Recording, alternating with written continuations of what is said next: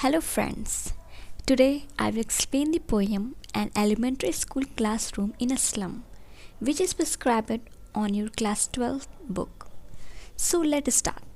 In the first para, the poet describes the children who study in an elementary school, which is set up in a slum area.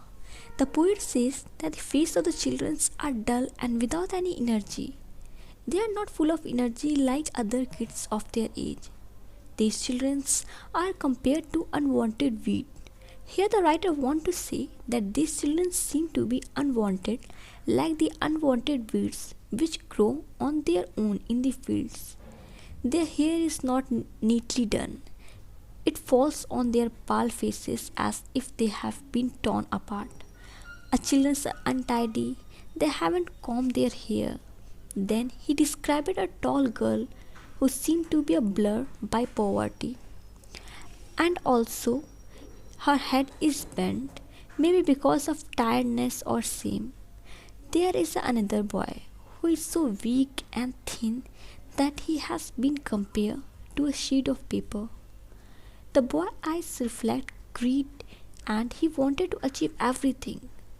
Then he described another student who is physically disabled. The poet says that this boy is unlucky because he inherited a disease from his father due to which he was a deformed body. Instead of getting any facility from his father, he have received a disease inheritance. This disabled boy is sitting on his bench and reciting his lesson. At the back of the class in dim dark area was a small boy who was not visible to the poet as he was sitting in darkness. The poet could see his eyes, which were bright and full of dream. He was not paying attention to the class. It seemed that if he was rather interested in playing with squirrels in the house tree. In the next para, the poet describes the wall of the school. They are cream in color, like color of a sour cream. It means that the walls are not clean. They have not been painted recently. The walls are covered with the different charts and images that must have been donated by different people. There is a picture of Shakespeare on the wall. His hat, which is bland, looks like a rising sun at the horizon. At the time of a daybreak, the sun is rising at the horizon and its semicircle like a dome shape. It seems to be behind all the cities. There is a picture of the famous Dolores Valley, which has beautiful flowers.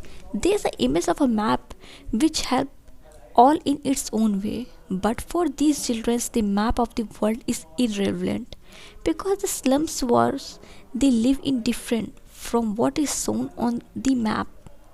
Their world is only what they see out of the window of the classroom, the slum. Their future is full of darkness.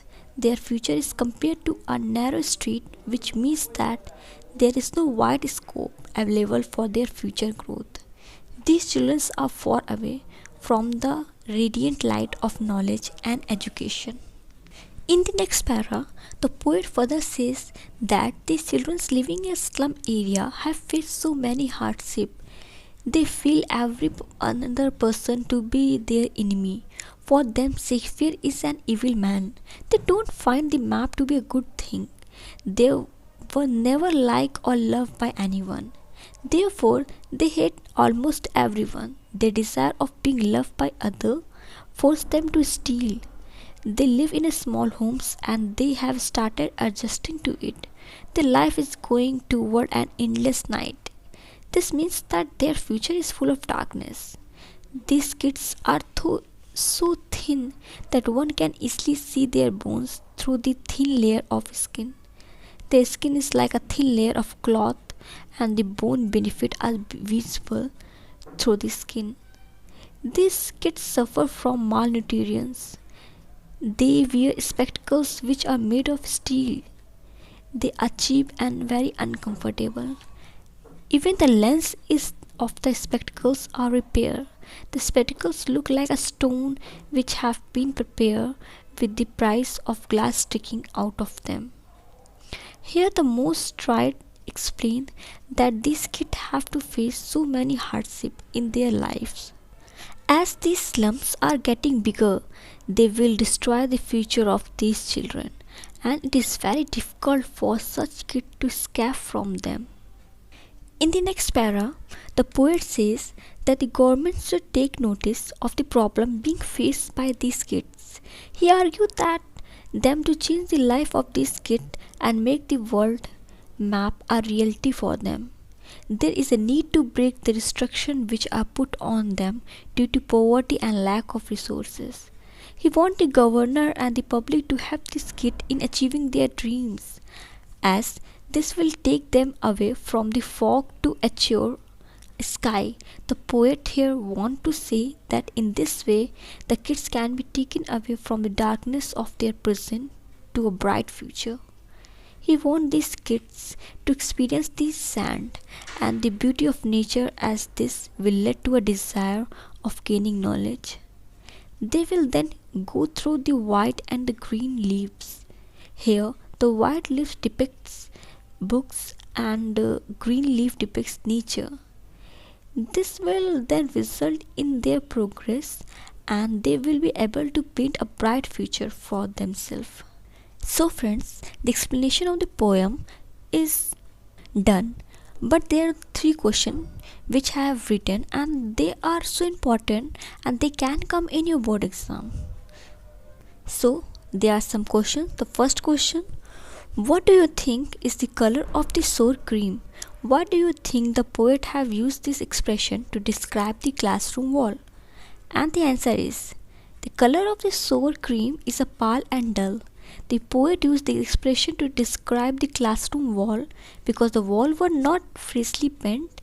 The wall of the classroom were dull and not beautiful. The second question is, the wall of the classroom are decorated with the picture of Shakespeare, building with domes, world maps and beautiful valley. How do you contrast with the world of these children?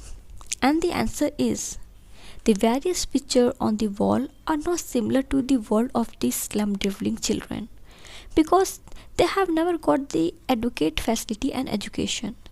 They have always seen crime happening around them. That is why it is said in the poem that these children Shakespeare is a weak man. Not only this, their world is a dirty slum area in which they live, which is continuously expanding. Has the world map which never saw the slum and the beautiful valley which is never seen, and it is out of reach of such children are in total contrast into what they see as a world, their world. The third question is, what does the poet want for the children of the slum? How can their lives can be made change? And the answer is, the poet wants the governor, inspector and the visitor to visit the school. He wants them to see the plight of these children and do something for their betterment. These children should be provided with the best amenities in order to make their life better.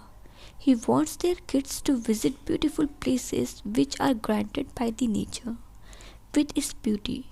This will instill a hunger in them to study in order to make their life better. Thank you everyone, and if you like my channel, please like and subscribe my channel. And if you have any problem in any topic, please tell me in the comment box and I will make video on it. Thank you, and thank you so much friends.